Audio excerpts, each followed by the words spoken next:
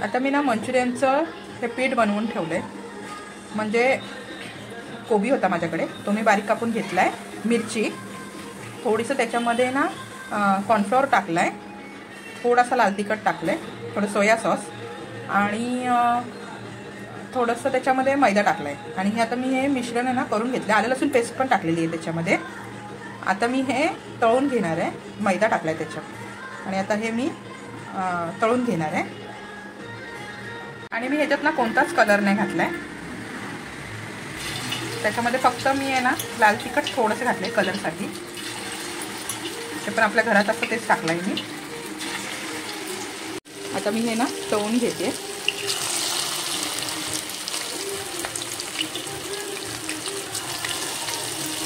कारण कलर हा खरं म्हणजे आपल्या शरीरासाठी हानिकारकच आहे.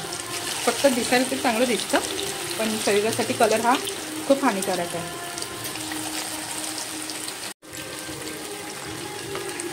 असं मस्त आपण आहे ना मंद आचेवरती तळून घ्यायचे आणि थोडे छोटे छोटेच टाकायचे, म्हणजे कसं ते चांगलं भाजून येतं. आता आपण ना तेल टाकलं, त्याच्यामध्ये लसूण आणि थोडंसं आलं टाकलं टाकून. आता आहे ना ह्याच्यामध्ये शिमला मिरची, कांदा हे चौकोनी कापून घेतले आणि गाजर सगळं आता आपण थोडंसं भाजून घेऊया. आपण ना ह्याच्यामध्ये सॉस टाकूया. त्याच्यामध्ये सोया सॉस, चिली सॉस, थोडंसं टॅमॅटो सॉस आणि शेजवान सॉस आहे. आता आपण ते टाकूया.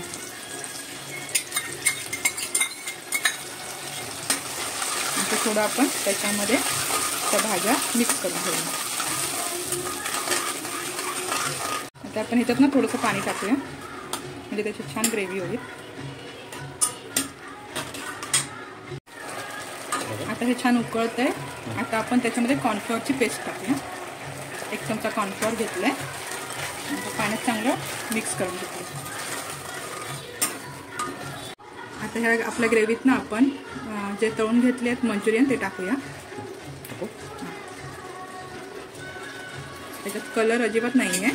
आता आपण ते मिक्स करून घेऊया. आपले हे चिली मंचुरियन आता तयार झाले. असे आपले चिली मंचुरियन तयार झाले. ह्याच्यामध्ये अजिनोमोटो नाही किंवा कलरही नाही, असे आपले घरी बनवलेले चिली मंचुरियन तयार आहेत.